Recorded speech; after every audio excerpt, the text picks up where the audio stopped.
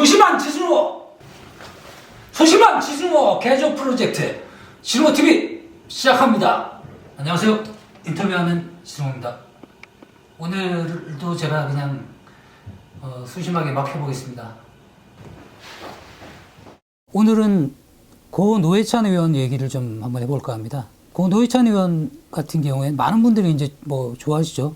안타깝게 뭐 돌아가셨는데 요즘 들어서 좀 정치인들도 그렇고 정치가 좀 품위가 없어지는 게 아닌가 이런 생각이 많이 들고 이래서 좀 뭐 여야를 막론하고 어떤 사안이 벌어지면 그 상대방의 어떤 지적이나 이런 부분에 대해서는 무조건 그냥 정략적으로만 얘기하고 서로 뭐 상대방에 대해서 공격할 때 굉장히 품위 없는 말들로 상대방의 말을 맞받아치는 경우가 많은 것 같은데, 그러면 그럴수록 이분이 더 좀 생각이 나는 것 같거든요. 그래서 제가 2008년도에 책을 이제 열정 바이러스라는 책을 냈었는데, 뭐 인터뷰집은 아니고 어떤 뭐 출판사 제안을 받고 그동안 당신이 사람들을 많이 만났을 테니 그 중에서 이제 뭐 열정이란 코드로 좀 뭐 배울 만한 점 있는 분들에 대한 인물론을 써달라고 그래가지고 쓴 책인데요. 여기서 이제 정치인 중에서는 제가 노회찬 의원을 뽑았는데, 뭐 어떤 사람에 대해서 좀 긴 글을 써야 되니까 자기가 좋아하는 사람에 대해 쓸 확률이 높은데, 노회찬 의원을 썼다는 걸 지금 와서 생각해 보니까 이 양반을 참 믿고 좋아했었구나. 정치인 중에 유일하게 이분에 대해서 썼다는 걸 보면. 그래서 그 이유를 좀 가만히 생각을 좀 해봤거든요. 굉장히 문화에 대한 이해도 뛰어나시고, 원래 첼로도 뭐 치시고 뭐 이런 분이라.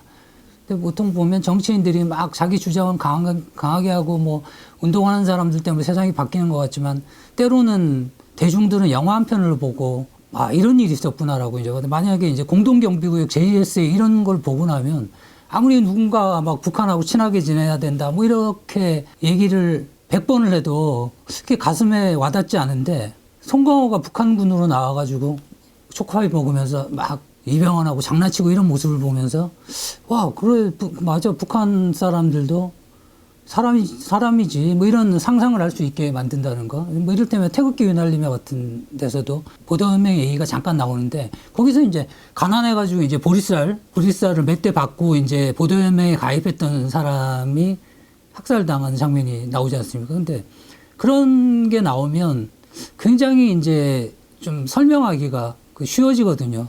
아, 이런 일이 있었잖아. 근데 그 보도혁명 사건에 대해서 막 아무리 뭐 정치가들이나 이런 사람들이 설명을 해도 대중들한테 안 와닿을 수 있고, 그런데 그런 이제 천만이 든 영화에서 그런 장면이 나오면 아무래도 뭐 설명하기 쉬울 텐데, 안치환 씨 인터뷰를 하면서 아무래도 2002년도 선거가 대통령 선거가 좀 민감한 선거였기 때문에 민주노동당에서는 당연히 이제 안치환 씨가 자기들을 지지해 줄 거라고 지지선을 해줄 수 없냐고 전화했고, 노무현 캠프에서도 이제 연락이 왔는데, 안치환 씨 입장에서는 그때 공식적으로 정책 입장을 표명하기가 굉장히 어려웠다고 얘기를 하더라고요. 근데 이제 민주노동당에 전화하셨던 분이 전화를 해서 안치환 씨 좀 지지해 주시오라고 했을 때, 안치환 씨가 아, 이번에는 좀 곤란한 것 같습니다 이렇게 했을 때, 노무현 지지란 말씀이시죠? 이러고 끊어버렸다고 하더라고요. 그래서 좀 이제 안치환 씨 입장에서 당황을 했었는데,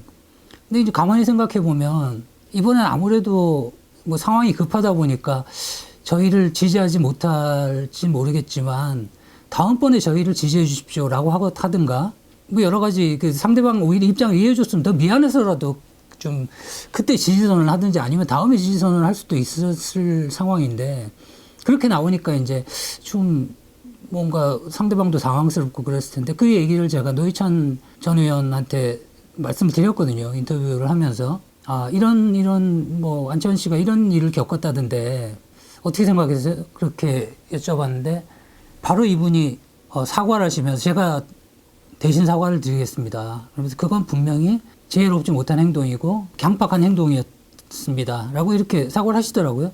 근데 그걸 끝나면 또 사실은 뭐 그냥 그거 인정하고 마는 게 되는데, 그 말씀을 하신 이후에 이제 조근조근 진보 정당이 갖고 있는 어려움, 지금 뭐 노동운동을 하다가 어떤 분들이 이런 상황에 처해 있고 어떤 분들은 돌아가시기도 하고 뭐 이런 부분들 때문에 아무래도 조금 여유 있게 사람들을 설득하는 그런 스킬 그런 게 부족했던 것 같습니다.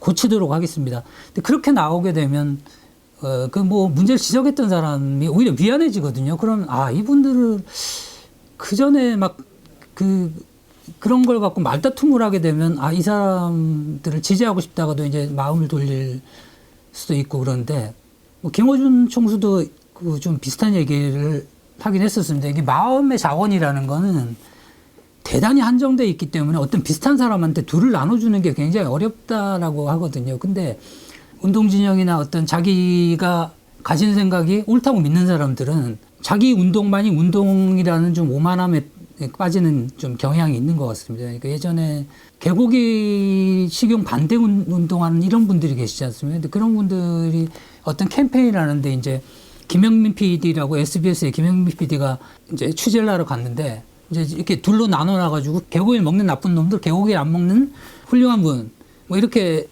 둘을 이렇게 좀 약간 극단적으로 나눠놨는데 그 개고기를 안 먹는 훌륭한 분 중에 이제 정영근 씨가 있었답니다. 정영 씨 옛날에 뭐 고문 기술자로 알려졌던 분이죠. 그래서 그걸 보고 이제 김영민 PD가 빡이 돌아가지고 아니 도대체 이 사람이 누군지 알고 이렇게 얘기를 하느냐. 이 사람은 사람을 괴 취급했던 사람이다. 서로 도대체 이제 사람을 괴 취급했던 사람을 개고기를 안 먹는다고 훌륭한 사람이라고 얘기하는 어떻게 보면 그 자기 운동만이 운동의 전부라고 생각하기 때문에 벌어지는 오류라고 생각하거든요. 그리고 이분이 뭐 어록으로 유명하지 않습니까? 노회찬 어록해서 뭐 예전에 그때 선거 당시에 뭐 삼겹살 판도 30년 구우면 시커매지니까 판을 바꿔야 된다라고 얘기한다든지 인권을 소금에 비유하는 거는 적절하지 않다. 소금을 너무 많이 넣으면 소금국이 되지만 인권을 아무리 많이 챙겨도 부족한 게 아니다. 뭐 이런 명언들을 많이 남기셨는데 그리고 뭐 법은 만인 앞에 평등하다. 그래 딱 10,000명 앞에 평등하다. 뭐 이런 주옥 같은 어록을 많이 남기셨죠. 근데 이분이 살아생전에는 그 어록집을 내지를 않았습니다. 많은 정치인들이 좀 자기 좀 뭔가 된다 싶으면 그걸 포장해갖고 뭐 만들어내는데 그 정치인들 원래 능하지 않습니까? 근데 이분은 그걸 내지 않았던 이유는 출판사에서 제안을 많이 받았는데 내가 그럴 정도로 훌륭한 사람인가? 내가 어록을 남길 정도로 훌륭한 사람이 아닌 것 같다라고 해서 출판사의 제안을 다 거절을 했다고 하고요. 그런 점들도 그런 겸손한 점들도 그래서 어떤 민주당 노동당에 지지하던 분들은 노회찬 한테 우리가 머리를 심어줘야 되지 않냐. 우리가 더 인기 있는 대중정당이 되기 위해서는 노회찬을 스타로 만들어야 되니까 머리를 심어줘야 되지 않나. 라고 뭐 말씀하기도 했는데 그건 농담이었지만 좀 뼈가 있는 농담이었다라고 생각은 합니다. 근데 그 노회찬 의원의 그 머리가 부족한 부분도 뭐 그분의 소탈함을 보여준 이웃집 아저씨 같은 그런 모습들. 실제로 그분에 대한 기억을 하시는 분들 중에 많은 분들이 그 얘기를 기억하실 겁니다.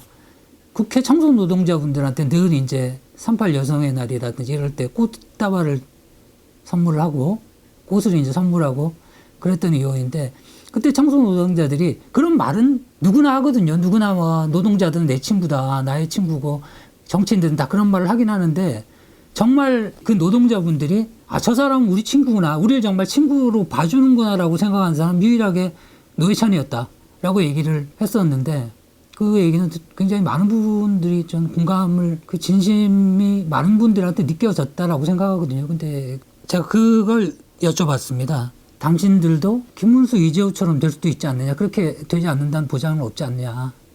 참 그 답이 너무 감동적이더라고요. 그래서 좀 약간 긴데 읽어드리겠습니다. 노회찬 이렇게 그건 제가 제일 경계하는 부분이죠. 나는 그렇지 않을 거라고 보장을 스스로 어떻게 합니까? 누구나 그렇게 될 수 있다고 생각합니다. 우리만큼은 달라야 되겠다는 다짐도 하고요. 저는 김문수 이재호 의원에 대해서 개인적인 감정은 없지만 그분들의 거취로 인해서 제가 지난 10여 년간 진보 정당 운동하는데 얼마나 힘들었는지 모릅니다. 너희들도 결국 저렇게 배신할 거 아니냐? 는 얘기들을 숱하게 들으면서 여기까지 왔습니다. 그렇기 때문에 진짜 하고 싶은 일을 더 못하고 빨리 망가지는 한이 있어도 그 길은 절대 가지 않을 것입니다. 정말 자기 개인만 생각하면 갈 수 있을지 몰라도 이것이 개인이 아니라 수없이 많은 사람들을 위한 길이고 그 사람들이 함께 가야 될 길이라고 생각한다면 앞장선 사람들이 그렇게 가면 안 되죠. 그것은 뒤에서 함께 같이 간 사람들에게 창끝을 겨누는 거죠. 역사에 대한 배신이죠. 그래서 차라리 개인의 좌절이 훨씬 낫다는 겁니다. 자기 하나 좌절하면 될 일을 자기는 좌절하지 않겠다고 역사에 대해서 창끝을 돌려대냐는 겁니다. 뭐 이렇게 말씀하셨는데요. 결국 그 본인이 스스로 죽음을 선택한 문제도 그 개인의 부담을 자기 당과 자기 동지들 우리 역사에 부담을 지우지 않기 위해서 그런 선택을 하신 거라고 생각이 됩니다. 그래서 지금처럼 정치인들이 좀 품위가 없어지는 시대에 자꾸 이런 우리한테도 이런 정치인이 있었고 다시 노회찬 같은 정치인이 나올 수 있을까라는 생각이 들게 하는 그런 시절이라서요. 그 노회찬 의원님에 대한 얘기를 해봤습니다. 네. 지승호 개인 살리기 프로젝트 오늘도 실패했습니다. 죄송합니다. 다음 주에는 반드시 성공하도록 하겠습니다.